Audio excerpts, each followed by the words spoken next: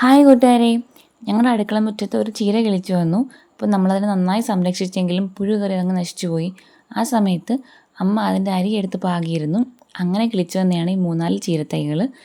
അത് അത്യാവശ്യം വളമൊക്കെ കൊടുത്തപ്പം കിളിച്ചു വന്നിട്ടുണ്ട്. ഇപ്പം അത് പൂക്കാൻ തുടങ്ങിയപ്പോൾ നമ്മളത് കട്ട് ചെയ്തെടുക്കുകയാണ്. കട്ട് ചെയ്തെടുക്കുന്നത് ഇനിയും അടുത്തത് കിളിച്ചു വരുമല്ലോ എന്നുള്ള ഉദ്ദേശത്തിലാണ്. അങ്ങനെ ആ കട്ട് ചെയ്തെടുത്ത ചീര നല്ല വൃത്തിയായിട്ട് കഴുകിയെടുത്ത് തോരൻ വെക്കാനായിട്ട് അരിഞ്ഞെടുക്കുകയാണ്.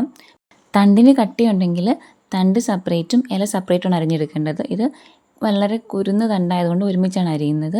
ഇനി നമുക്ക് തോരൻ വെക്കാനായിട്ട് ഒരു ചട്ടി അടുപ്പത്ത് വെക്കാം. അതിലേക്ക് കുറച്ച് എണ്ണ ഒഴിച്ചു കൊടുത്തിട്ട് കടുകും ജീരകവും കറിവേപ്പിലയും സവാളയൊക്കെ ഇട്ട് കൊടുത്ത് ഒന്ന് വഴറ്റിയെടുക്കാം. അതിനുശേഷം അതിലേക്ക് അരിഞ്ഞു വെച്ചിരിക്കുന്ന ചീര ഇട്ട് കൊടുക്കാം. ജസ്റ്റ് ഒന്ന് ഇളക്കുക. അതിനുശേഷം അതിലേക്ക് അരപ്പ് ചേർത്ത് കൊടുക്കാം.